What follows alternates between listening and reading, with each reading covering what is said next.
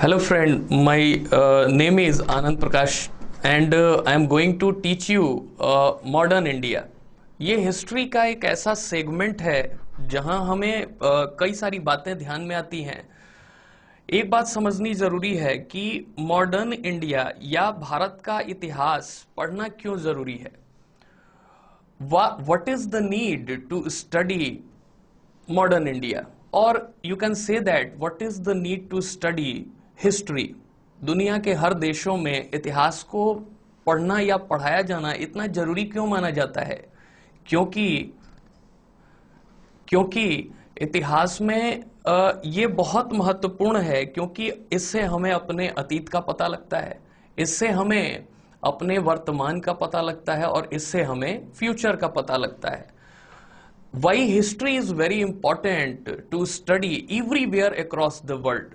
Because history is the base of any country's culture. इतिहास जो है किसी भी देश की संस्कृति को बताता है, इतिहास किसी भी देश के भूत को बताता है, इतिहास किसी भी देश के वर्तमान को बताता है और इतिहास किसी भी देश के भविष्य को बताता है। So first we have to focus on modern India. ये भारत का इतिहास ही रहा, आधुनिक भारत का, जिसने पूरी दुनिया की नजरें भारत की तरफ मोड़ दी।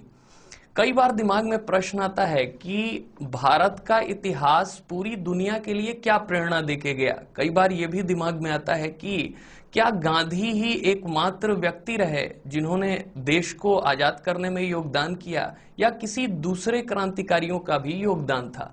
What I am trying to say is, was only Gandhi's role to fight for India or India's independence, or anyone other participated in this freedom struggle? Let's see.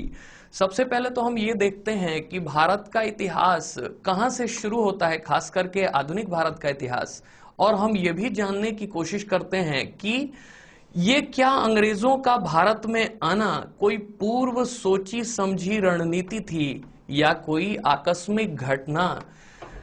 Let's see, when Britishers came in India, was there a strategy to conquer India, or that was a coincidence? Let's see. अब हम बात करेंगे कि अंग्रेजों का भारत में आगमन किस तरीके से हुआ। तो एक मैं फिगरेटिव रिप्रेजेंटेशन दे रहा हूं। पहले तो हम ये देखते हैं कि भारत में अंग्रेजों का आना और भारतीयों की उस शोषण के प्रति प्रतिक्रिया। Let's see, exploitation of Britishers in India and again responses of Indians against that exploitation. So we can divide modern India into two segments. हम भारत के आधुनिक इतिहास को अगर देखें तो उसे दो भागों में बांट सकते हैं। एक पहला भाग ये मान सकते हैं कि अंग्रेजों का भारत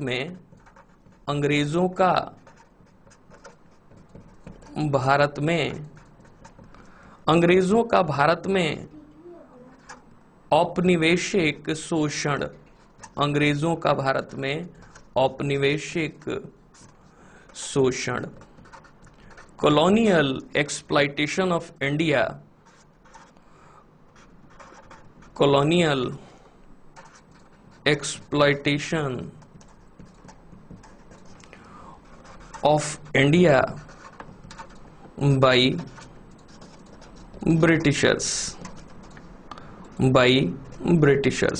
अंग्रेजों का भारत में औपनिवेशिक शोषण, और ये बहुत महत्वपूर्ण है क्योंकि बिना इसको समझे आधुनिक भारत के इतिहास को समझा भी नहीं जा सकता।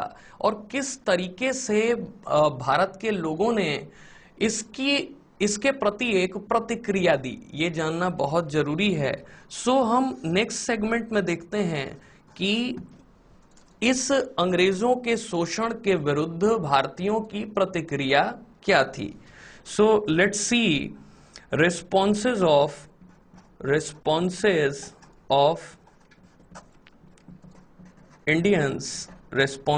Indians against this exploitation। responses of Indians against this exploitation. भारतीयों की प्रतिक्रिया इस शोषण के विरुद्ध। तो इसको हम एक के बाद एक समझते हैं। Just we have to understand this process simply and gradually. अब इस प्रोसेस को हमें समझने के लिए देखना पड़ेगा कि भारत में कैसे अंग्रेजों की सत्ता का प्रसार हुआ और इसमें क्या उन्होंने कोई रणनीति बनाई या क्या उन्होंने कोई ऐसी आकस्मिक घटना रही जिसने अंग्रेजों को यहां भारत में राज करने के लिए आदर्श परिस्थितियां प्रदान की। Let's see that was A coincidence और you can say that there was a strategy to conquer India। अब जरा देखें कि अंग्रेजों ने भारत में आने के बाद कौन कौन से काम किए, कैसे अपनी सत्ता का प्रसार किया। एक बात तो तय था कि अंग्रेज कोई पहले नहीं थे जो भारत में आते हैं और भारत को गुलाम बना लेते हैं। That was very fixed. Britishers was never the first one who conquered India. So हम ऐसा मान सकते हैं कि पहली बार यूरोप के लोगों ने एशिया, अफ्रीका, लैटिन अमेरिका में एक शोषण की व्यवस्था प्रारंभ की। उसका उद्देश्य था यूरोप में होने वाले पुनर्जागरण के कारण बाजार और कच्चे माल की तलाश करना। The main reason behind quest of Europeans to exploit these Asian, African and Latin American countries to use the market and raw material। तो ये एक उद्देश्य रहा। सबसे पहले पुर्तगाली आते हैं, तो हम इसको ऐसे देखते हैं कि क्या भारत में अंग्रेजों का प्रसार कोई एक आकस्मिक घटना थी या कोई रणनीति थी। Let's see that was a strategy और सर्टेन ऑकरेंस। तो एक्सपेंशन देखते हैं, इसका प्रसार देखें अंग्रेजों का।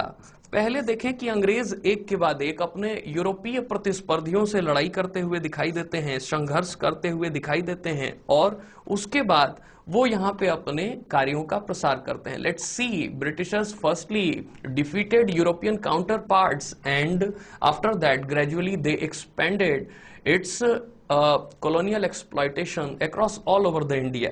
So इसको समझने की कोशिश करते हैं। सबसे पहले आते हैं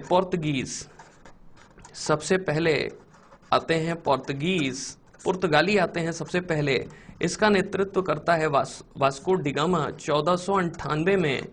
और वास्को डिगामा का भारत में आना ये बताता है कि पुनर्जागरण ने किस प्रकार से यूरोप की मानसिकता में परिवर्तन कर दिया था। When Vasco da Gama reached near the banks of Calicut and overwhelming response shown by the king of Calicut, Jamorin।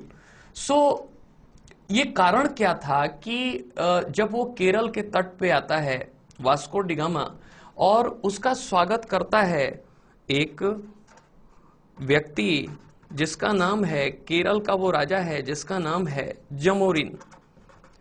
तो आखिर वास्को डी गामा के भारत जैसे क्षेत्र में आने का कारण क्या था? तो हम समझ सकते हैं इसे कि सबसे महत्वपूर्ण कारण था और वो बिल्कुल क्लियर था, जैसे कि यूरोप में होने वाले पुनर्जागरण ने ये तय कर दिया कि इंसान में कैसी प्रतिभा होगी। वो इंसान ही है जो अपनी किस्मत को खुद लिख सकता है, वो इंसान ही है जो अपने भाग्य को बना सकता है। So there was a believe in the European countries to understood everything about the believe in efforts of human being. So that was the reason voyages started. बहुत सारी समुद्री यात्राएं शुरू हो गई। उसमें एक प्रतिनिधि दिखाई देता है Vasco da gamma. Vasco da gamma ढूंढ रहा था अमेरिका को और पहुंच जाता है भारत के तट पे। उसे भी नहीं पता कि यहाँ कैसे स्वागत होगा। धीरे धीरे वास्को डी गामा ने यूरोप में भारत के लिए एक जिज्ञासा प्रकट कर दी। There was a strong curiosity emerged for the India in the minds of Europeans. और वो जो जिज्ञासा थी उसने यूरोप के दूसरे देशों को भी यहां आने के लिए मजबूर किया। तो एक बात तय थी कि पुर्तगालियों ने वो रास्ता दिखा दिया। पुर्तगालियों ने सिर्फ यही काम नहीं किया, उन्होंने कुछ परिवर्तन भी लाए।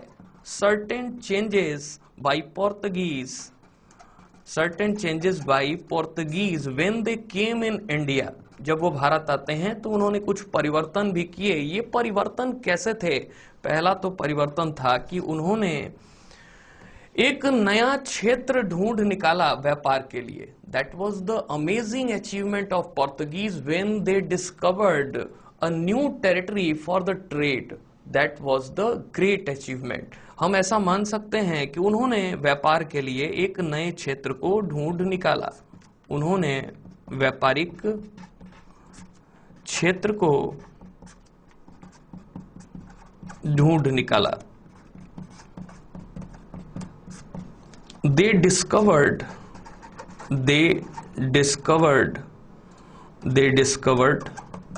और ये क्षेत्र कैसा था? ये व्यापारिक क्षेत्र नया था। They discovered new trade place। इन्होंने एक नए क्षेत्र को ढूंढ निकाला और वो क्षेत्र था भारत का। इसके अलावा उन्होंने भारत की व्यापार व्यवस्था में भी परिवर्तन करने की कोशिश की। उन्होंने इंडियन ओशियन पे अरेबियंस के अधिकार को समाप्त करने की कोशिश की। उसका कारण यह है कि अगर हम पुर्तगालियों के आगमन से पहले देखें तो हिंद महासागर के व्यापार पे सबसे बड़ा अधिकार था अरब लोगों का, और इन पुर्तगालियों ने जैसे ही इंडियन ओशियन के ऊपर अपना अधिकार स्थापित किया, क्योंकि इनके पास अपनी एक स्ट्रांग या मजबूत नौसेना थी। If you see the Indian history और invasion of Europeans in India, then you can easily find out Portuguese replaced Arabians from the Indian Ocean trade. और ये कमाल की बात थी।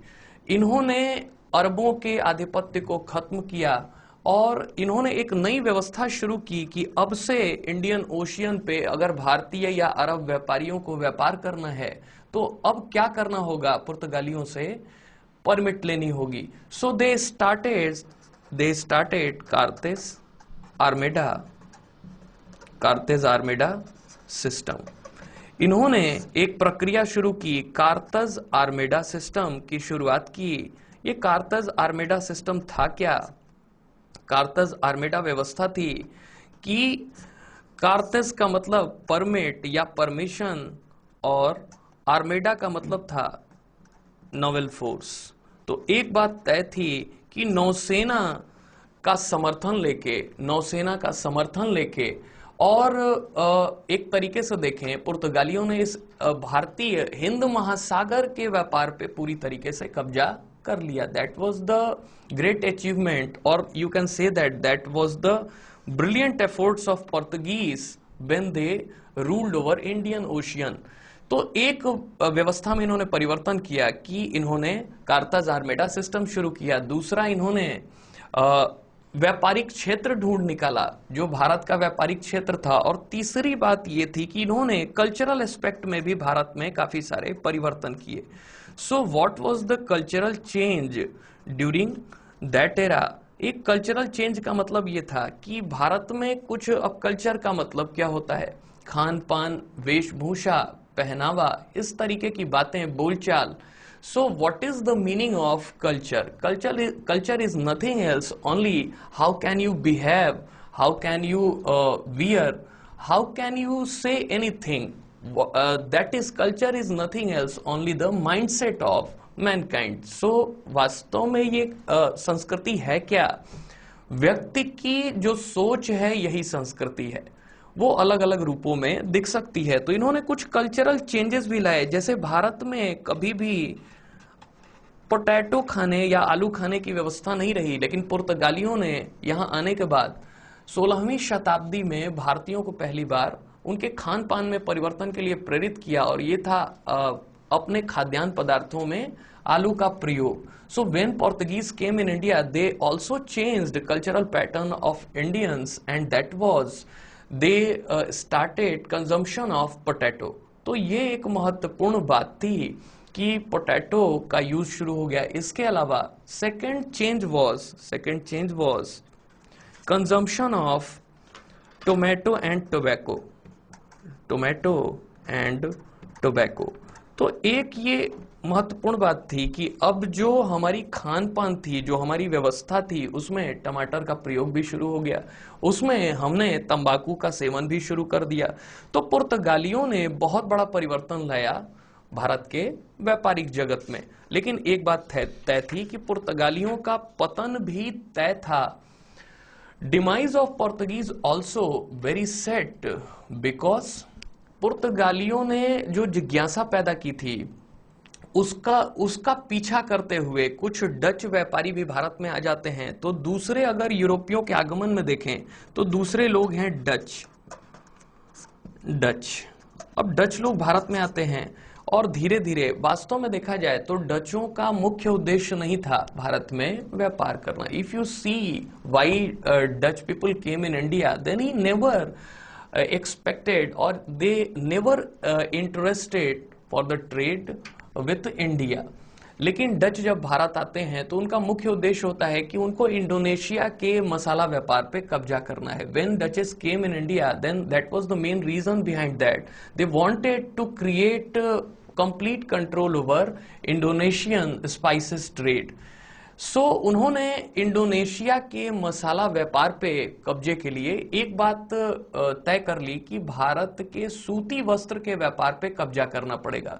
दे was trying to exert control over the cotton trade of India. Why? Because cotton was required in Indonesian territory and that was the main aspect of Dutch trade. तो डचों का यहां आना कभी भी भारत के संदर्भ में नहीं था, लेकिन वो जैसा चाह रहे थे कि इंडोनेशिया में मसाला व्यापार के ऊपर कब्जा करना। तो ये एक महत्वपूर्ण बात थी। डचों ने एक चीज तय कर दी, कॉटन के ट्रेड के महत्व को बता दिया। बहुत बार ये महत्व का प्रश्न हो जाता है कि अंग्रेजों ने आखिर भारत में व्यापारिक सत्ता स्थापित करने के लिए कहीं से प्रेरणा तो ली होगी। Was there any inspiration for the Britishers to exert control over Indian trade? So yes, that was Dutch trade। जो डचों ने ये सिखाया कॉटन ट्रेड के बारे में, जो डचों ने सिखाया सूती व्यापार के ट्रेड के बारे में, और जो डचों ने सिखाया इंडोनेशियन स्पाइस ट्रेड के बारे में, जो मसाला व्यापार के बारे में सिखाया, ये दो बहुत महत्वपूर्ण बातें थी। तो अंग्रेजों के अगर संदर्भ में देखें तो अंग्रेजों के लिए मुख्य प्रेरणा स्रोत थे ये Dutch. So you can say that for the Britishers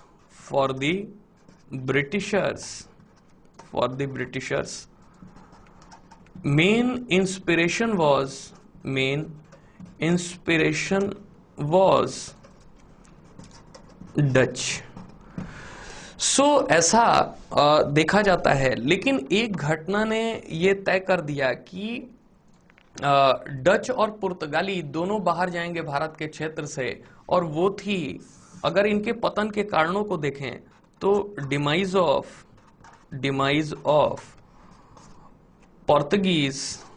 Portuguese and duchess. अगर हम इनके पतन को देखें, पतन के कारणों को देखें, तो बहुत क्लियर था कि इन्होंने कभी भी एक रणनीति नहीं बनाई कि भारत के समाज में कितने सीमा तक हस्तक्षेप करना है। If you see the role of Portuguese and Dutches in the Indian community और territory, they never strategize their plan to how much interference in the Indian community। ये एक महत्वपूर्ण बात थी। इन्होंने भारत के धर्म के मामलों में हस्तक्षेप करना शुरू कर दिया, और ये तय था कि भारत शुरू से ही धार्मिक एक देश रहा है, और हमारे यहाँ धर्म का मतलब रिलीजियन से ना होके हमारे यहाँ धर्म का मतलब है अच्छी आदतों को धारण करना। Exactly we should not focus on the literal meaning of religion. In India, religion means we should adopt certain good things and certain moral things। यहाँ भी ऐसा ही है।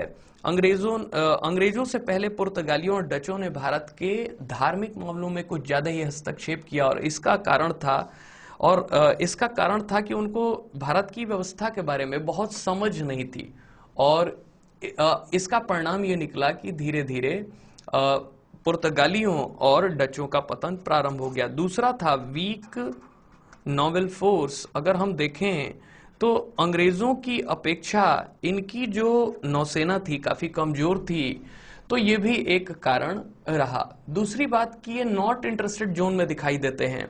अंग्रेज जो यहाँ आते हैं एक बड़े उद्देश्य के साथ, इनके उद्देश्य काफी सीमित दिखाई देते हैं।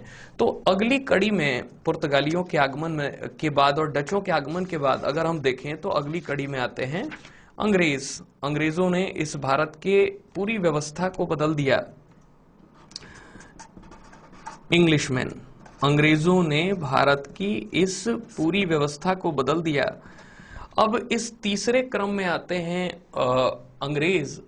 पूरी आधुनिक भारत की इतिहास इन अंग्रेजों से ही घिरी हुई है। धीरे धीरे करके इन्होंने अपने पुर्तगाली काउंटर पार्ट्स को धीरे धीरे भारत के क्षेत्र से हटाया। इसके साथ ही इन्होंने डचों के साथ एक युद्ध लड़ लिया। अ बैटल बिटवीन इंग्लिशमैन और ब्रिटिशर्स एंड डचेस, एक युद्ध हो गया जिसका नाम था battle of Bedara. Battle of Bedara, battle of Bedara, that was 1759। अब ऐसा मान सकते हैं कि जो डच लोग थे उनकी पूरी की पूरी जो साम्राज्य थी भारत में वो नष्ट हो गई इस युद्ध के कारण। If you see this impact of battle, then Dutches were completely uprooted from the Indian society. तो यहां से ऐसा दिखाई देता है कि डचों को भारत से अंग्रेजों ने निकाल दिया। So Dutches were expelled from the India. अब इसके बाद अंग्रेजों ने धीरे धीरे अपनी सत्ता की स्थापना की। उन्होंने अंग्रेजों ने मद्रास में एक फैक्ट्री बनाई। फैक्ट्री का मतलब उस समय था ट्रेडिंग सेंटर, ट्रेडिंग प्लेस, एक व्यापारिक केंद्र। और इन्होंने अपनी फैक्ट्री बनाई मद्रास में सेंट फोर्ट जॉर्ज। और इसके बाद इन्होंने कलकत्ता में एक अपनी फैक्ट्री बनाई जिसका नाम था फोर्ट विलियम। सो इन फैक्ट्रीज को बनाने का कारण क्या था? What was the reason behind establishment of these factories by Britishers in Madras and Calcutta? तो रीजन एकदम क्लियर था। रीजन ये था कि अंग्रेजी जो ईस्ट इंडिया कंपनी थी वो लगातार ये चाह रही थी कि भारत के क्षेत्र में वो क्या करे, अपनी व्यापार की सुरक्षा करे और साथ ही साथ विदेशी शक्तियों का मुंह तोड़ जवाब दे सके। और दूसरी बात ये थी कि ये जो ईस्ट इंडिया कंपनी थी, ईस्ट इंडिया कंपनी केवल एकमात्र कंपनी नहीं थी जिसे ब्रिटेन की संसद ने चार्टर के माध्यम से भारत जैसे देशों के साथ व्यापार करने का अधिकार दिया। बहुत सारी कंपनियां थी, तो अगर ईस्ट इंडिया कंपनी को अपना अस्तित्व बना के रखना था तो ये तय था कि ईस्ट इंडिया कंपनी को अपने व्यापारिक केंद्रों की सुरक्षा करनी होगी। So reason was very clear why they established these factories, that British Parliament given charters for the East India Company. Reason was trade with East Indies, like as countries like as India. And East India Company was not only country where charter issued. So reason was very simple. East India Company was always trying to establish supremacy. East India Company was always trying to fortify its factories against the foreign opponents, against the European counterparts and also Indian traders. तो कारण एकदम clear था। अब इन्होंने factory बनाई और यहाँ के राजनीतिक व्यवस्था को समझने की कोशिशें जारी कर दी। इन्होंने ये जानने की कोशिश की कि भारत में किस तरीके की राजनीतिक व्यवस्था है। हर बार यहाँ की जो मुगल सरकारें हैं, यहाँ की जो क्षेत्रीय सरकारें थी, उनसे हर बार परमिशन लेना ये बहुत ठीक नहीं लग रहा था अंग्रेजों को। और इसके कारण उन्होंने भारत की राजनीतिक व्यवस्था को समझते हुए धीरे धीरे यहाँ पे अधिकार स्थापित करना शुरू कर दिया। तो इन्होंने पहले पुर्तगालियों को हटाया, फिर डचों को हटाया, लेकिन ऐसा नहीं था कि अब अंग्रेज आराम से यहाँ पे भारत की व्यवस्था में शासन कर सकते हैं। तो उन्होंने दो काम किए। एक तो था कि भारत के क्षेत्र में अपने अधिकार को बढ़ाना, और दूसरा था एक नए यूरोपियन प्रतिस्पर्धी फ्रांसीसियों के विरुद्ध कार्रवाई करना। Britishers when started their journey in India to capture Indian trade, then again another European counterpart came in India, that was French people. अब ये धीरे धीरे फ्रांसीसियों के साथ इनकी प्रतिस्पर्धा बढ़ने लगी, और जो इनके अगले प्रतिस्पर्धी थे फ्रेंच। अब ये French versus east India company का मामला हो गया, और एक बात तय थी कि बिना फ्रांसीसियों से लड़े हुए ईस्ट इंडिया कंपनी भारत के क्षेत्र में कब्जा नहीं बना सकती थी। तो मुद्दा यह था कि क्या फ्रेंच लोगों के साथ अंग्रेज सीधे लड़ें या कुछ कोल्ड वॉर जैसी सिचुएशन बनाए। एक बात तय थी, अंग्रेजों ने तय किया कि पहले फ्रांसीसियों की शक्तियों को आंकते हैं, उनको देखते हैं, और उसके बाद कोई निर्णय लेंगे। When French came in India, then main challenge before the Britishers that they wanted to understood the capacity of French people in India, specifically in the military sense. तो पहले अंग्रेजों ने तय किया कि फ्रांस के लोग जो यहाँ पे दिखाई दे रहे हैं, या जो फ्रेंच कंपनी दिखाई दे रही है, उसकी शक्ति को देखा जाए। तो एक कोल्ड वॉर की स्टार्ट यहाँ दिखाई देती है। अंग्रेजों ने इनके साथ, फ्रांसीसियों के साथ तीन कर्नाटक युद्ध लड़ लिए। कर्नाटक वॉर। कर्नाटक वॉर क्या था? एक तरीके का शीत युद्ध था, जिसमें दूसरे की कंधे पे बंदूक रख के दोनों यूरोप की सत्ताएं चला रही थी। What was Carnatic War? Nothing else like as Cold War. It means that barrel put on the other's shoulders. So both powers indulged with each other to capture Indian trade through the Carnatic War. और इसका result ये निकला कि अंग्रेजों ने, Carnatic war ने ये सिद्ध कर दिया कि अब नई सत्ता होंगे इस देश पे राज करने के लिए अंग्रेज। तो ईस्ट इंडिया कंपनी की रूल दिखाई देती है, सुप्रीमेसी दिखाई देती है।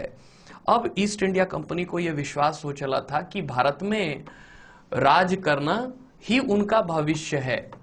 When they easily, or you can say that hard fought battle, Britishers defeated French, then they considered themselves as a new political power in Indian territory, and that is why they started their expansion.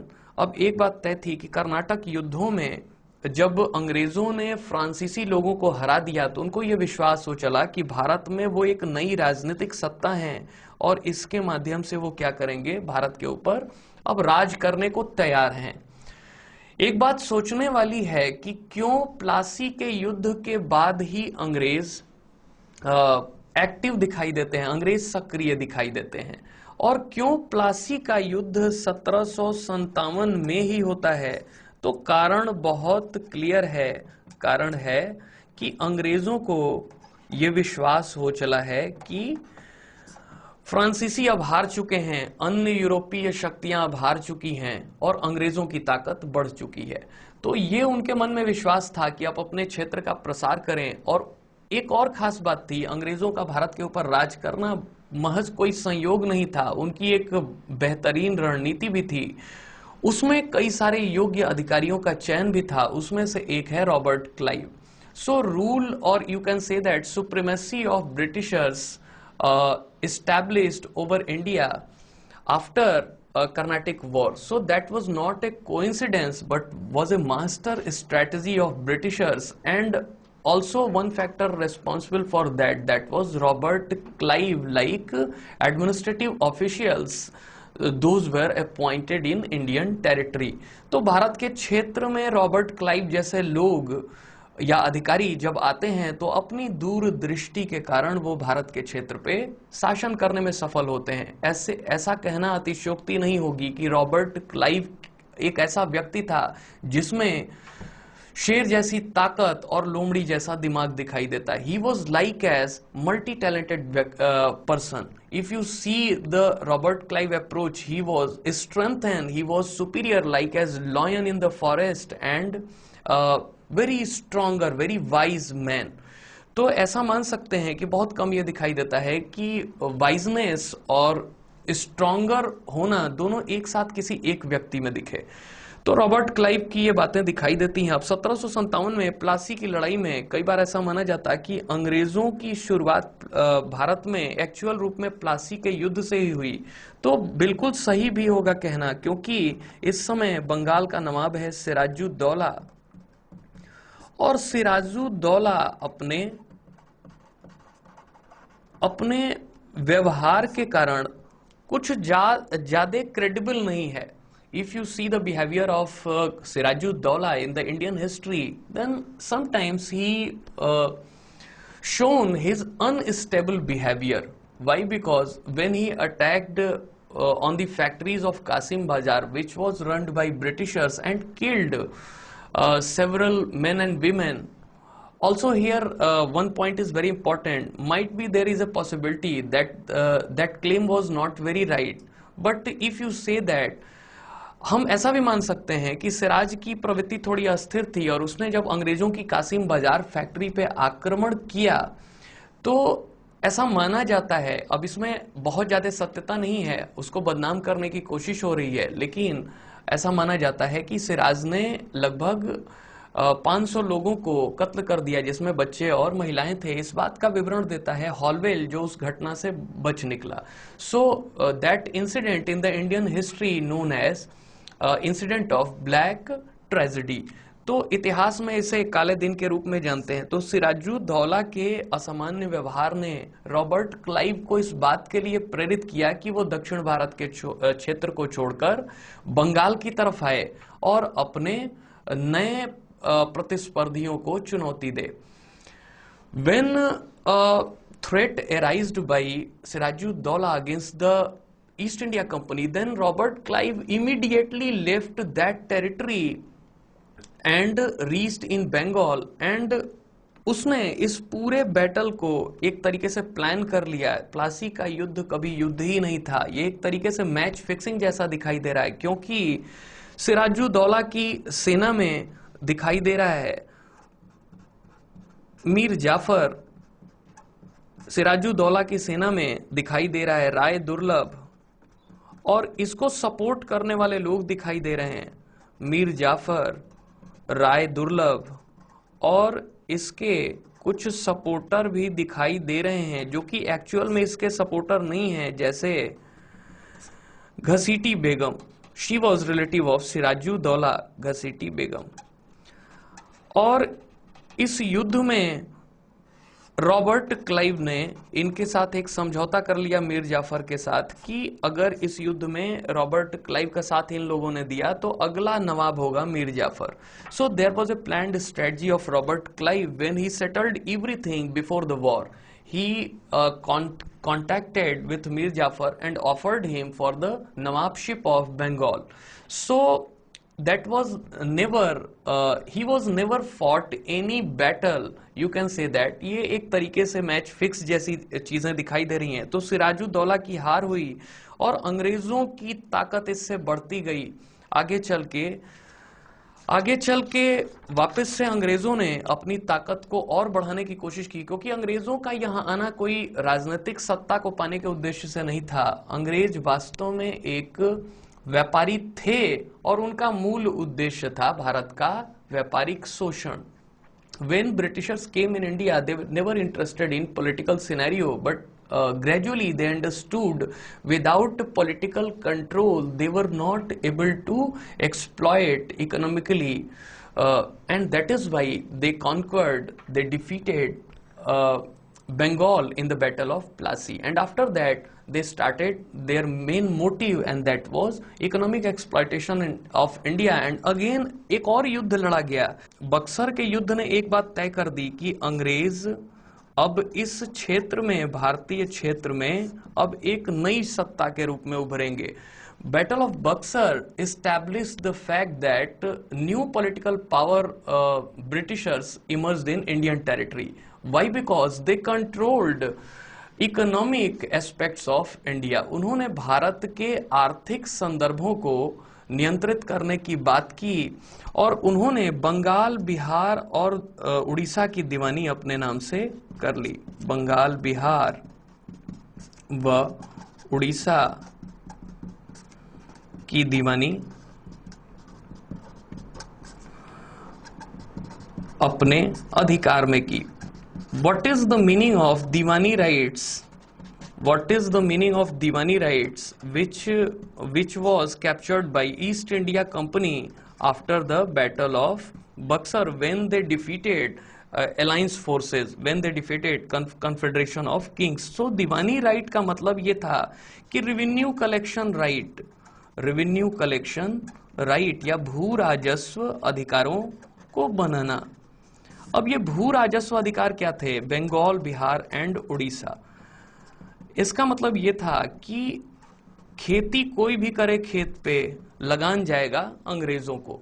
So when after the battle of Buxar result was they imposed new revenue system. उन्होंने एक नए revenue system को impose किया, उन्होंने एक नई भू राजस्व व्यवस्था को इम्पोज किया। इसका मतलब ये था कि बंगाल, बिहार और उड़ीसा की दीवानी राइट्स उनके अंतर्गत आ गई। अब एक चीज मैंने पहले ही बता दिया है कि अंग्रेजों का यहाँ पे आगमन जो था वो एकदम से तय था। वो यहाँ पे इसलिए आ रहे थे क्योंकि उनको भारत का आर्थिक शोषण करना था। Main reason behind the Britishers came in India, economic exploitation of India. That is why after the Battle of Buxar they controlled Diwani rights and they exerted complete control over the Bengal, Bihar and Odisha. अब यहाँ से हम थोड़ा सा आगे बढ़ें तो अंग्रेज एक नई शक्ति के रूप में दिखाई देते हैं। अब उनका उद्देश्य होगा भारत में क्षेत्रीय शक्तियों को पराजित करना, क्योंकि उन्होंने अपने यूरोपियन काउंटर पार्ट्स को पराजित कर लिया। जैसा हमने पहले भी देखा कि अंग्रेजों ने धीरे धीरे पुर्तगालियों को, अंग्रेजों ने इसके बाद डचों को, अंग्रेजों ने इसके बाद फ्रांसीसियों को एक एक करके भारत की व्यवस्था से बाहर किया। One by one Britishers expelled firstly Portuguese, after that Dutches and after that French, and they exerted control over Indian economic system when they conquered battle of Buxar.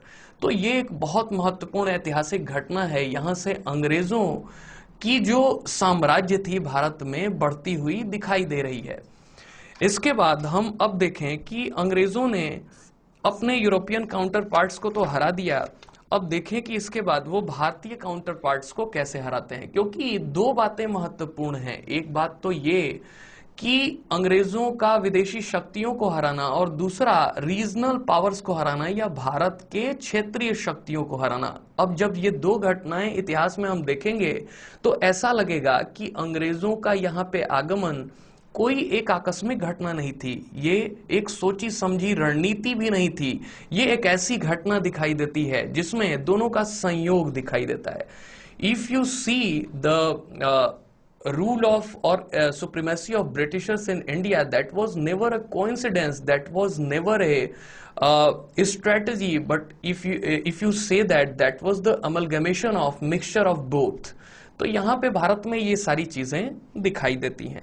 अब जरा क्षेत्रीय शक्तियों को देखें, regional powers of India which were defeated by Britishers. Regional powers of India which were defeated by Britishers। अब कुछ क्षेत्रीय शक्तियों की बात करें, कुछ क्षेत्रीय शक्तियां थी जो भारत में राज कर रही थी। तो क्षेत्रीय शक्तियों को अंग्रेजों ने हराया। क्षेत्रीय शक्तियों को अंग्रेजों ने हराया। Britishers one by one defeated regional powers. तो रीजनल पावर्स में देखें कुछ बड़े नाम दिखाई देंगे। अभी हमने चर्चा की कि दे डिफीटेड इजिली बंगाल, उन्होंने बंगाल को हराया और इसमें सिराजुद्दौला की शक्तियों को खत्म किया। बाद में उन्होंने मीर जाफर को नया नवाब बनाया और उसके बाद मीर कासिम को, और बक्सर के युद्ध में मीर कासिम को हरा के बंगाल के ऊपर पूर्ण अधिकार कर लिया। So gradually we see the development of Britishers in India. They conquered Bengal one by one. Firstly, they defeated Sirajuddaulah in the Battle of Plassey, and after that, they appointed a new Nawab, Mir Jafar. And after some time, they dissatisfied with the behavior of Mir Jafar. Why? Because he was unable to deliver according to his promise, and that is why they appointed a new Nawab, that was Mir Qasim.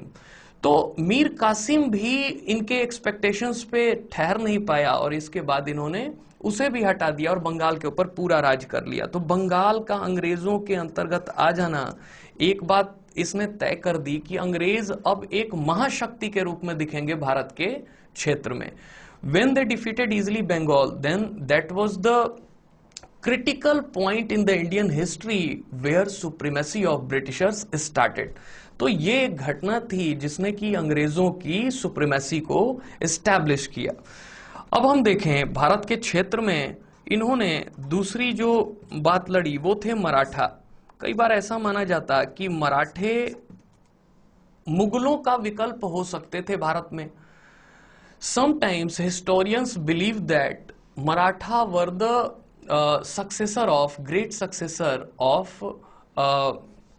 Mughalians or Mughals, but they never succeeded.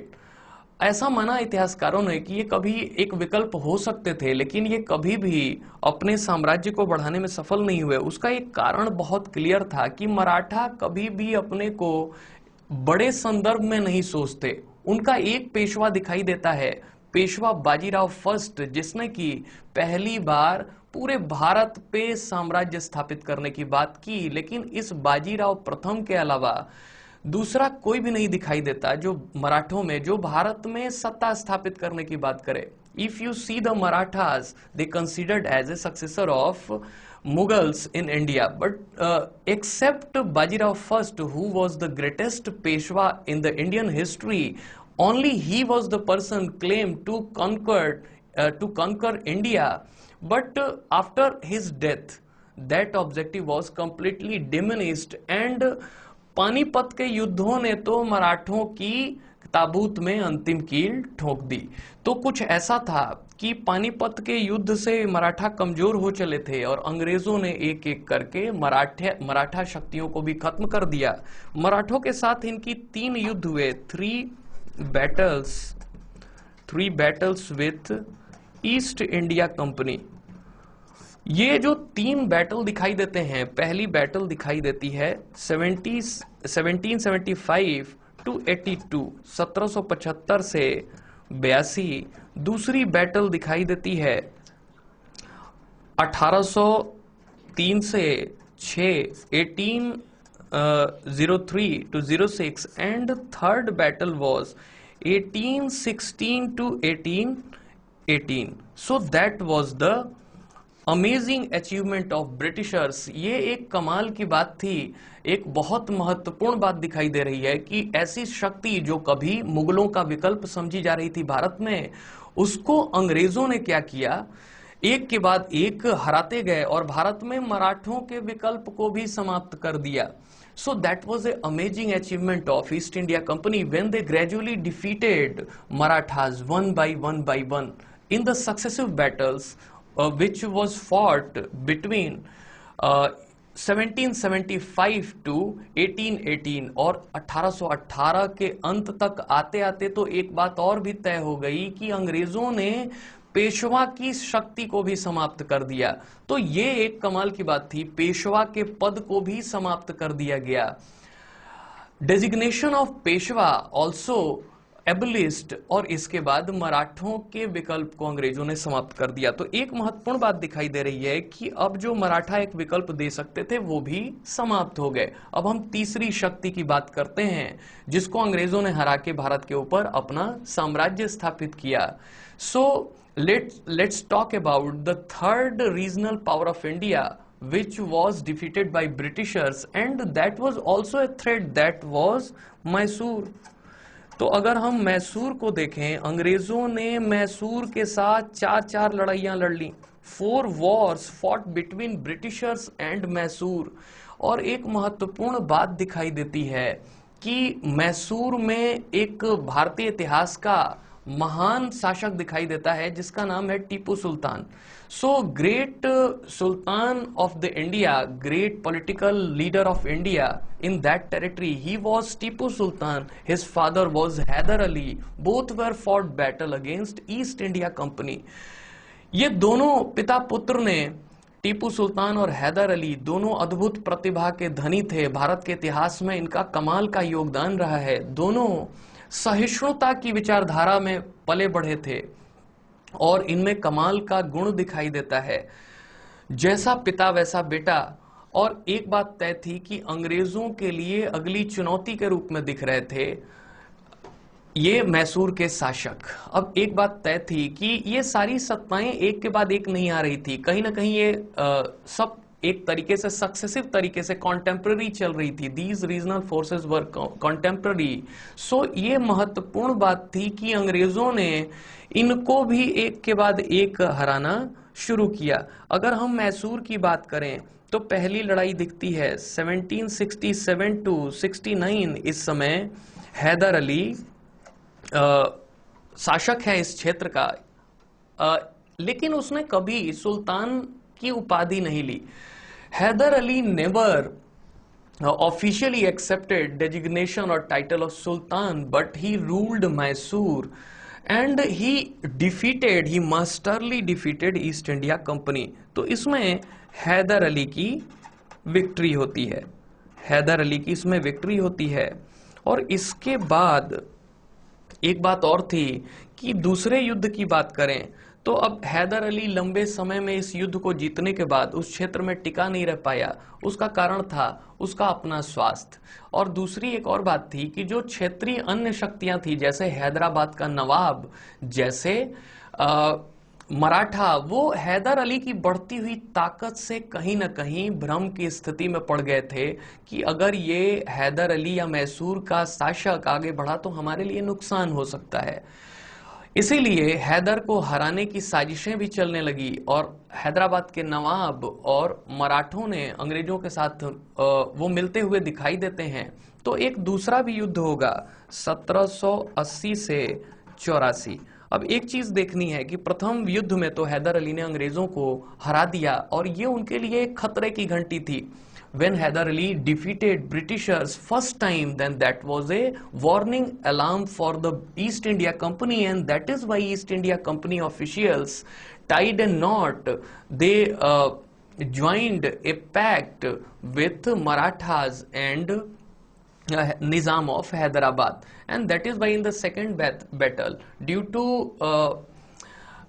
some physical reason, Hyder Ali died. And after that, Tipu Sultan came in the front and he fought battle masterly। और इसके बाद इसका बेटा आता है दूसरे युद्ध में टीपू सुल्तान, क्योंकि हैदर अली अपने स्वास्थ्य कारणों से, हेल्थ रीजन से उसकी मृत्यु हो जाती है। और एक बात तय थी कि हैदर अली की मृत्यु ने इस युद्ध में थोड़ा सा बदलाव लाया, क्योंकि उसका बेटा टीपू सुल्तान इन युद्धों में आ जाता है। अब टीपू सुल्तान ने जिस तरीके से युद्ध लड़ा वो एक कमाल की बात थी। इसी दौरान अंग्रेजों की तरफ से वॉरेन हेस्टिंग्स कमान संभाल चुका था। तो ये सीधी लड़ाई थी टीपू सुल्तान और वॉरेन हेस्टिंग्स के मध्य में। That was the straight fight between Warren Hastings, who was the governor general of Bengal, and Tipu Sultan, he was the sultan और एम्परर और ruler of Mysore. So anyhow, Tipu Sultan managed a tie and then signed a pact with Britishers, that was treaty of Mangalore. तो एक मंगलौर की संधि होती है जिसमें टीपू सुल्तान एक काम करता है, वो अंग्रेजों के साथ एक समझौता कर लेता है जिसमें युद्ध को समाप्त किए जाने की बात की जा रही है। इसके बाद वापस से अगर मैसूर के साथ युद्धों की बात करें तो तीसरी एक युद्ध होती है 1790 से 92, और एक तरफ है टीपू, इसमें एक तरफ है टीपू और दूसरी तरफ है कॉर्नवालिस। अब ये कॉर्नवालिस एक नए जोशो खरोश के साथ आता है भारत में, और कॉर्नवालिस ने यह तय कर लिया था कि टीपू नाम की समस्या को अब वो समाप्त कर देगा। When Cornwallis came in India, he decided everything. He wanted to defeat Tipu Sultan, and that is why, with a strong determination and his superb capability, he defeated Tipu Sultan. Tipu Sultan की इस बार हार हुई और कॉर्नवालिस की victory हुई। इस घटना ने मैसूर की ताकत के ऊपर भी प्रश्न चिन्ह लगा दिया कि क्या वास्तव में मैसूर कोई विकल्प दे सकता है। When Cornwallis defeated Tipu Sultan, then that point raised the question, was Mysore able to give succession? अब इस संदर्भ में देखें तो ऐसा लगा कि टीपू की शक्तियां कमजोर हो गईं और कॉर्नवालिस ने जैसे ही उसे हराया, टीपू के ऊपर कई शर्तें लाद दी गईं और उसके बाद एक संधि हुई जिसको बोलते हैं श्रीरंगपट्टनम की संधि। श्रीरंगपट्टनम की संधि में टीपू की शक्तियां आधी कर दी गईं, उसके बच्चों को बंदी बना लिया गया और इस घटना ने टीपू की कमर तोड़ दी।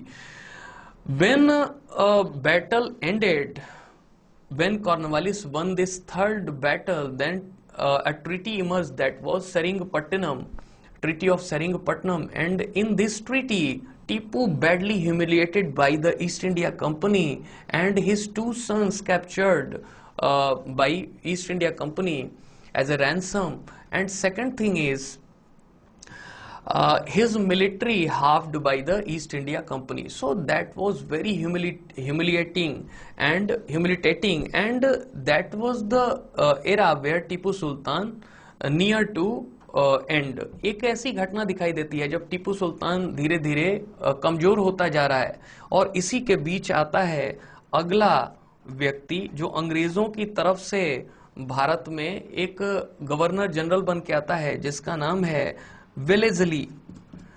वेलेज़ली खुद को रॉयल टाइगर ऑफ बंगाल के नाम से बुलाया करता। Wellesley called himself royal tiger of Bengal. उसने ये निश्चय किया हुआ था कि टीपू नाम की समस्या को जड़ से खत्म कर देगा, और टीपू के मन में भी कहीं ना कहीं ये चल रहा था कि इस तरीके की जिंदगी का कोई फायदा नहीं, शहादत इससे ज्यादा बेहतर है। Tipu considered martyrdom was much better than life of this position. So that is why he fought a last battle with Wellesley, and Wellesley killed Tipu Sultan. Wellesley ने 1799 में उसकी हत्या कर दी। तो इस तरीके से जो मैसूर से उठने वाला चैलेंज था वो भी खत्म हो गया, और अब मैसूर के ऊपर वडियार वंश की नींव रख दी गई। वडियार वंश designated or appointed by Britishers East India Company as a puppet regime। तो ऐसा माने कि कठपुतली शासन की स्थापना कर दी गई। तो इस तरीके से मैसूर की चुनौती भी खत्म हुई। तो एक के बाद एक जो क्षेत्रीय शक्तियां थी वो खत्म होती जा रही थी। जैसे अंग्रेजों ने यूरोपीय शक्तियों को एक के बाद एक जैसे खत्म किया, वैसे ही क्षेत्रीय शक्तियों को भी वो खत्म करते जा रहे थे। So regional powers demise one by one started like as Europeans which were defeated by Britishers। तो ऐसा माने कि अंग्रेजों ने अपनी बुद्धिमत्ता, अपनी ताकत, अपने अधिकारियों के दम पे और अपनी संसद से समर्थन लेते हुए भारत में एक संयोग के अलावा एक बेहतरीन रणनीति के माध्यम से उन्होंने अधिकार स्थापित करने की कोशिश की। तो ये दिखाई दे रहा है कि कुछ क्षेत्रीय शक्तियां जो मजबूती से दिखाई दे रही थी, इसके अलावा उन्होंने पंजाब को हराया, इसके अलावा उन्होंने कुछ रीजनल मामलों में कुछ और भी क्षेत्रीय शासकों को हराया। तो धीरे धीरे अंग्रेजों ने इस क्षेत्र में अपने शासन को या अपने आर्थिक शोषण को बढ़ाने के लिए इस क्षेत्र में एक राजनीतिक सत्ता स्थापित कर ली। अब हमें यह भी समझना जरूरी है कि अंग्रेज आखिर क्यों राजनीतिक सत्ता पाने की कोशिश कर रहे थे। We must understand what was the reason, because East India Company was trying to establish economic control over India. So reason was very simple. Reason या कारण एकदम से ही साधारण था, बहुत सीधा साधा है, और वो कारण था कि अंग्रेज एक व्यापारिक कंपनी के रूप में भारत आए थे और उनको दिन प्रतिदिन के व्यापारिक कामों में उनको परमिशन लेना पड़ता था भारत की राजनीतिक शक्तियों से। उन्होंने ये तय किया कि क्यों ना इस राजनीतिक सत्ता पे कब्जा करके सीधे ही आर्थिक संसाधनों पे कब्जा बना ले। और यही रीजन था कि उन्होंने पहले यूरोपीय शक्तियों को और बाद में जैसे ही उनकी ताकत बढ़ती है क्षेत्रीय शक्तियों के ऊपर कब्जा कर लिया। When Britishers came here as a trading company, then they never expected in the daily trade behavior, they always sought few permit, few recommendation, but they never interested to do so. That is why they decided, when their power increased, they decided to control the political system. Why? Because economic exploitation was possible, not possible without the control over political system. तो ये कुछ कारण थे जिसकी हमने चर्चा की। अब जरा आगे देखें कि इतिहास में, खास करके आधुनिक भारत के इतिहास में और कौन सा मुद्दा दिखाई देता है। अब अंग्रेजों ने यहाँ पे अधिकार स्थापित कर लिए, कुछ क्षेत्रीय शक्तियों को हराया, कुछ विदेशियों को हराया, अपने फॉरेन काउंटर पार्ट्स को हराया। इसके बाद देखें कि अंग्रेजों ने और यहाँ की व्यवस्था में क्या परिवर्तन किए, क्योंकि हम ये देख ही रहे हैं कि हमने आधुनिक भारत के इतिहास को दो भागों में बांट दिया था। एक था अंग्रेजों का धीरे धीरे करके भारत के ऊपर अधिकार स्थापित करना और दूसरा था भारतीयों की प्रतिक्रिया। Earlier we have discussed about the modern India segment or modern history segment, and that was divided into two parts. That was, first one was gradually expansion of Britishers in India one by one, and second one was Indian responses against that exploitation. हम देखने की कोशिश करें कि अंग्रेजों का यहाँ पे आने के बाद, शक्तियों को हराने के बाद इन्होंने सबसे पहला काम क्या किया। अब इनको कुछ और भी काम करने थे। They started east India company started few reforms. East India company ने कुछ सुधार जारी कर दिए, सुधार जारी किए। ये सुधार क्यों थे? कारण बिल्कुल क्लियर था, जिसकी हम अभी तक चर्चा करते चले आ रहे थे, और वो कारण था भारत का आर्थिक शोषण। क्योंकि अंग्रेज अब स्थिति में थे कि वो भारत का आर्थिक शोषण कमांड के रूप में कर सकें। तो अंग्रेजों ने ये तय कर लिया था कि अब उनको क्या करना है। When Britishers came here and they conquered Indian territory one by one, then they decided about few reforms to increase the exploitation pace. तो उन्होंने इस आर्थिक शोषण को तेज करने के लिए कुछ सुधार किए। अंग्रेज जब यहाँ पे आए तो एक बात तो तय थी कि उनकी संख्या बहुत कम थी, और उन्होंने सबसे पहले जो कुछ चेंजेस किए वो थे administrative reforms.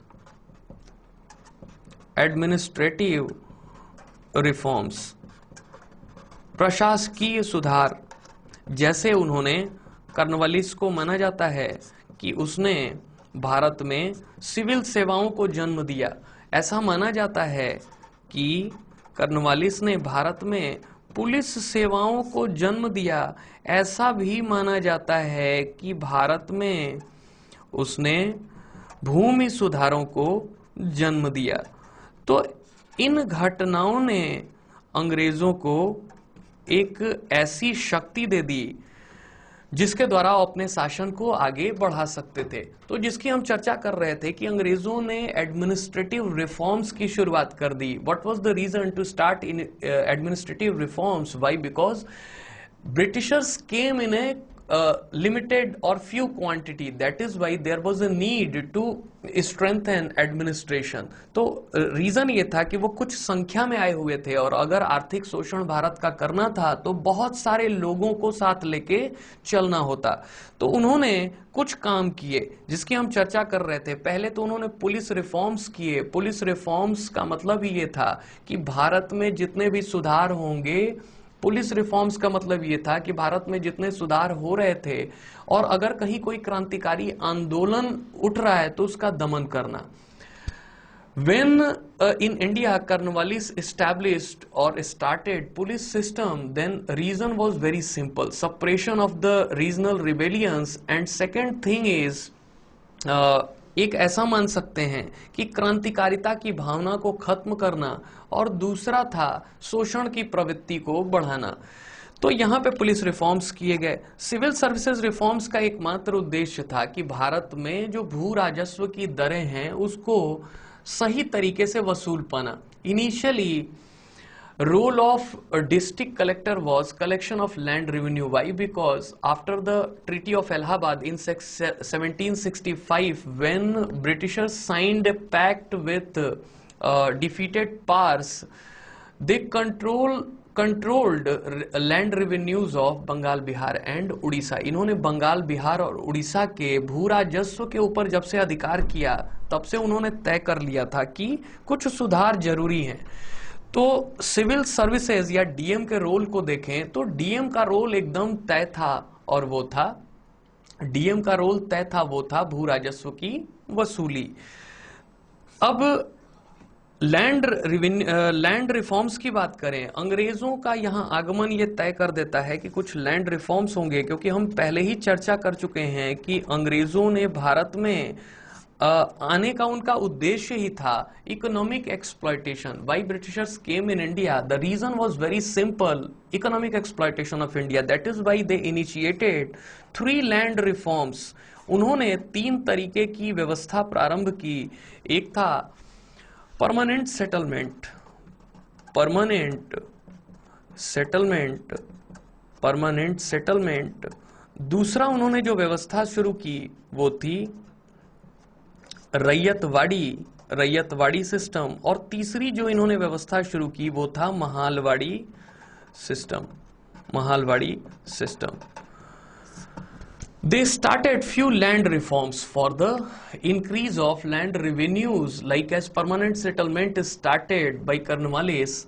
There was a contract with the jamidars in a different territories for the excessive land revenue collection. That settlement was for the 10 years. It means that Cornwallis fixed that land revenues were fixed for the 10-year period. 10 साल के लिए भू राजस्व की व्यवस्था को निश्चित कर दिया गया, और एक बात तय थी कि इससे शोषण बढ़ेगा, और शोषण जैसे जैसे बढ़ता जा रहा था भारतीयों के अंदर एक विद्रोह की भावना भी बढ़ती जा रही थी। रैयतवाड़ी व्यवस्था की बात करें तो यहां तो जमींदारों के ऊपर जिम्मेदारी दे दी गई कि वो अधिक से अधिक कर राजस्वों की वसूली करें, और जमींदारों ने उन कर राजस्वों की वसूली के लिए कई सारे शोषणात्मक मानदंडों को अपनाया। When Jamidars contracted with the East India Company for the collection of tax revenues, land revenues, then they increased suppressions over the farmers and resulted in a strong rebellion by the farmers. So, ये व्यवस्था भी भारत के हित में नहीं रही, शोषण के लिए ही थी। रैयतवाड़ी व्यवस्था की बात करें तो यहां भी अंग्रेजों ने किसानों के साथ एक समझौता किया करों की वसूली के लिए।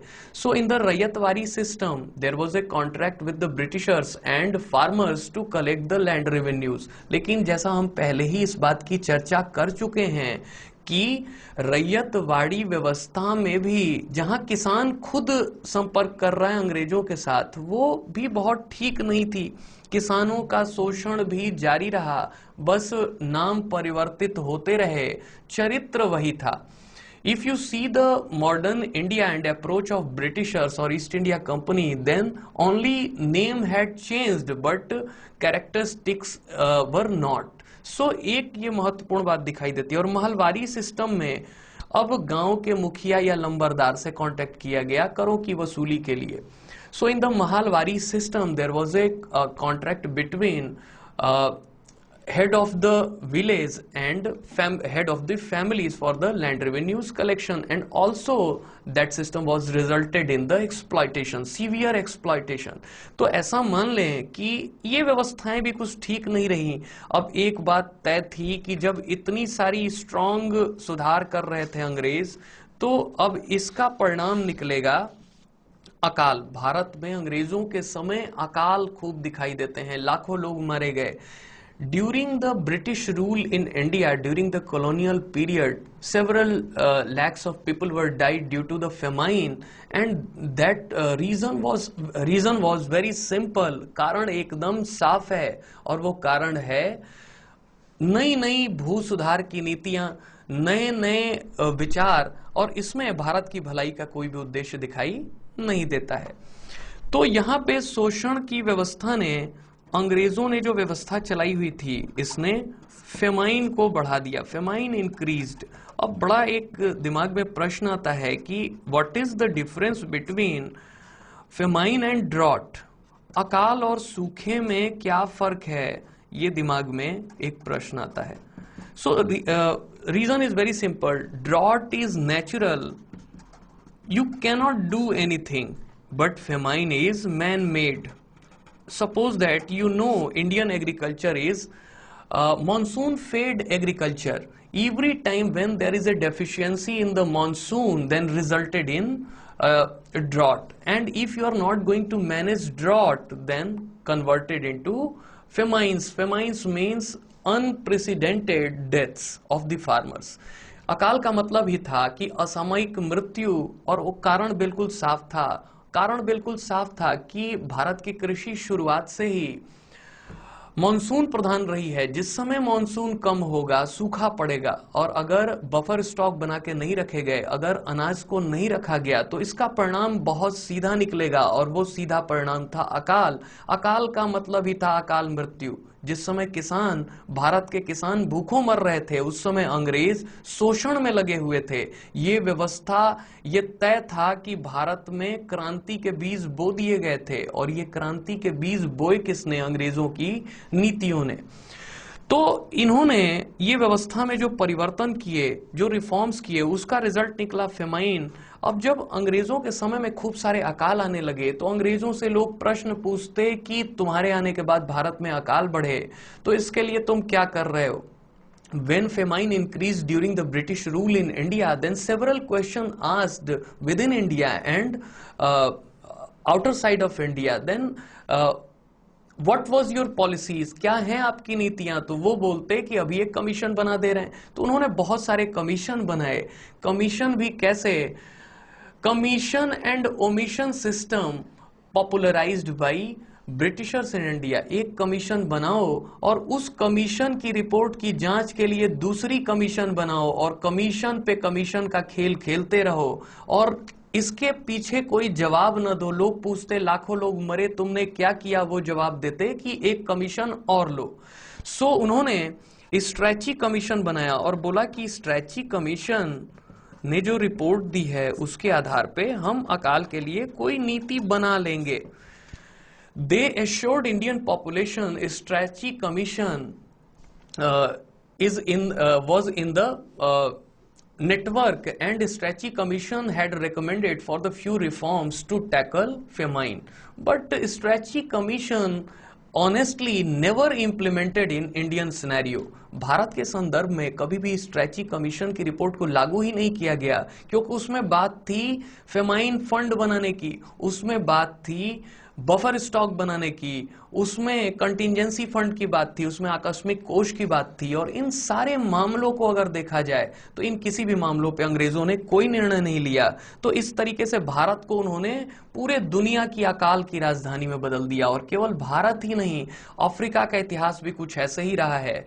इस ब्रिटेन की सत्ता ने जो शोषण का खेल खेला, वो केवल भारत के लिए ही नहीं था, वो एशिया, अफ्रीका और लैटिन अमेरिकन कंट्रीज के लिए भी ऐसा ही था। colonial tendency were everywhere across the world during that time, Asia, Africa and Latin America also, not only in India. So ये एक महत्वपूर्ण मुद्दा दिखाई दे रहा है। तो हम अगर इसकी बात करें भारत के इतिहास की, तो फेमाइन के बाद अब एक महत्वपूर्ण मुद्दा था कि अंग्रेज और क्या क्या करेंगे। तो अंग्रेजों ने कुछ नई बातें भी की, क्योंकि उनके पास लोग कम थे। तो उन्होंने एक नई व्यवस्था शुरू की, वो था English based education system. English based education system. Y they started English based education system, क्यों उन्होंने भारत में अंग्रेजी आधारित शिक्षा व्यवस्था की शुरुआत की? तो उसके पीछे बहुत साफ से कारण दिख रहे हैं। That was the Macaulay policy. Macaulay was the law member in the Warren Hastings councils, and he recommended strongly that this country was never going to defeat until and unless there was a not change in the educational system.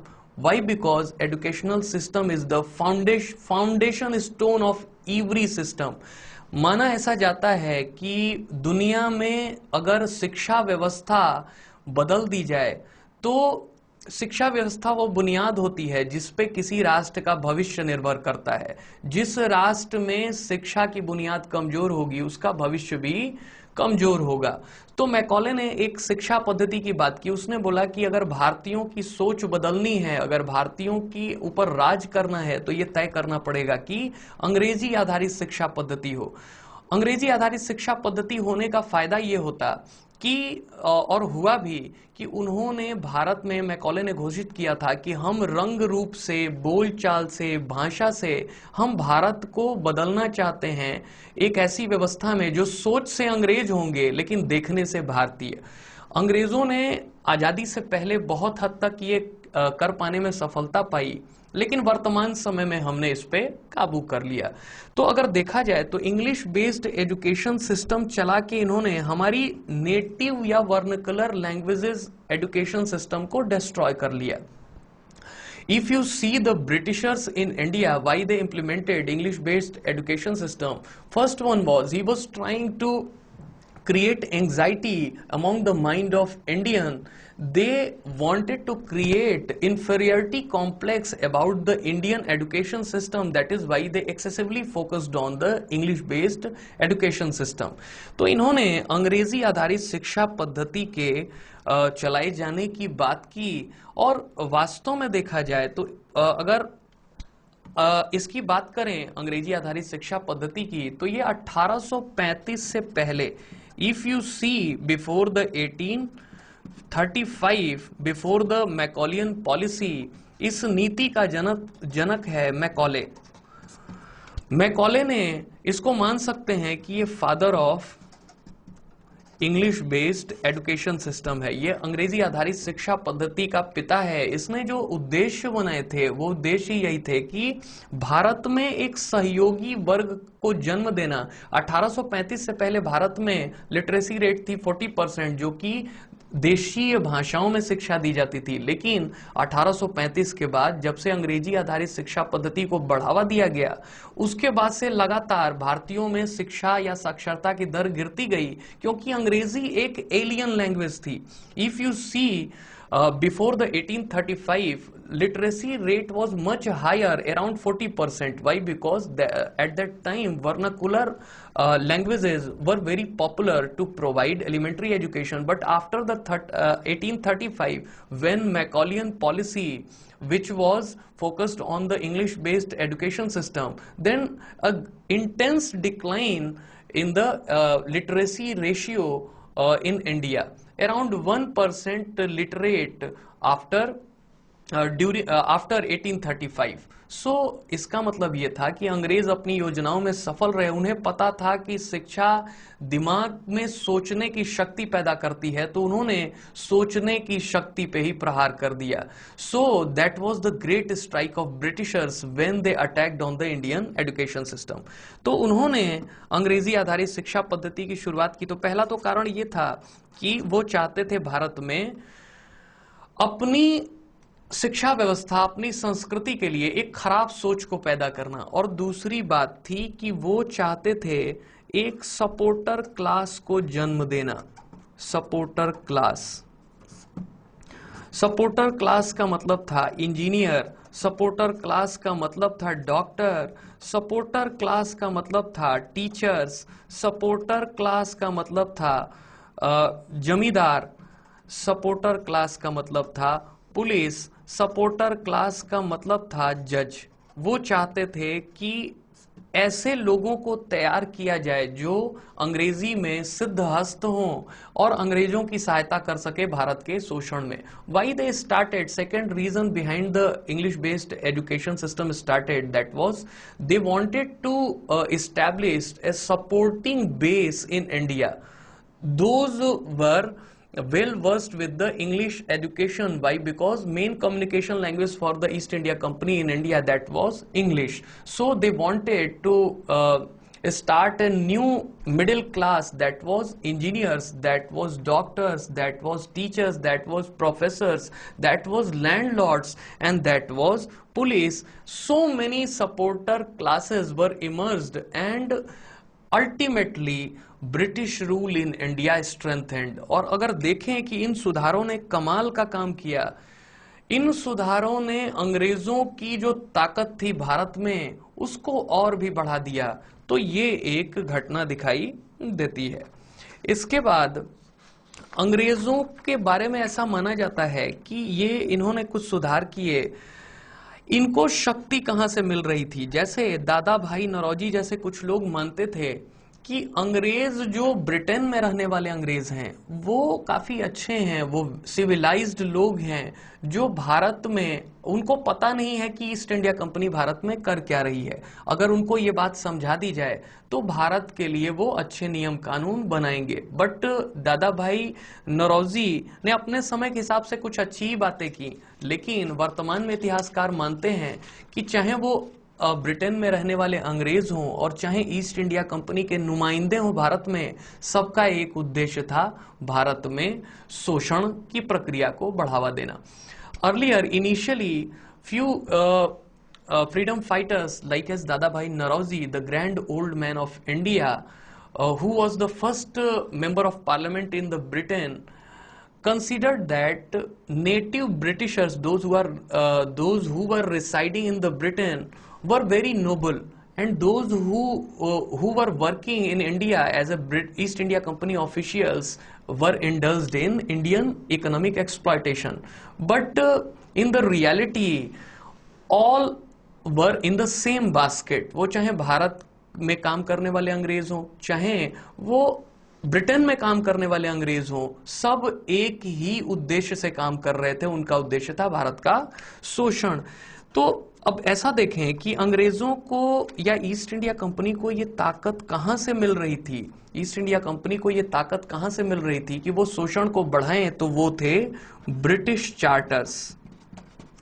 British charters, charters का मतलब था एक तरीके से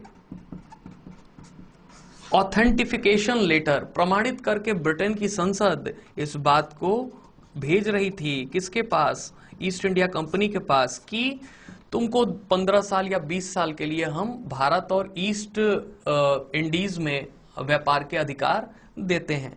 सो that was the main reason behind East India company rule in India. अगर हम भारत में देखें ईस्ट इंडिया कंपनी के रूल को, तो वो ब्रिटेन की पार्लियामेंट उसे ऑथराइज कर रही थी, विभिन्न चार्टरों के माध्यम से उसे ऑथराइज कर रही थी। चार्टर्स क्या थे? एक तरीके का permission letter. What was the charters which were issued by British parliament? That was a approval letter by the British parliament to trade with the East Indies by East India Company. So you cannot say that British Parliament was unknown about the Indian exploitation by East India Company. All were in the same basket. सब के सब मिले हुए थे। अब हम charters की बात करें, 1773 के रेगुलेटिंग एक्ट से लेके और 1947 तक के इंडिया इंडिपेंडेंस एक्ट तक एक ही बात कॉमन रही, और वो थी भारत की लूट में सबकी हिस्सेदारी। If you see the charters started from regulating India act 1773 and till 1947 India Independence Act. Main reason to introduce these charters was share the plundering of plundered wealth of India. Share the plundered wealth of India. ये भारत की लूट में सबकी share थी, सबकी भागीदारी थी। Britain के सांसद भी ऐसा मानते रहे कि जितना अधिक भारत को लूटोगे उतना ही भारत का विकास होगा। और ये बात एकदम तय थी, एकदम सत्य भी है कि ब्रिटेन एक महाशक्ति बना। औद्योगिक क्रांति के बाद यूरोप और पूरी दुनिया में उसने जो अपना परचम लहराया उसमें भारत के पैसे का बड़ा योगदान था। That was very true.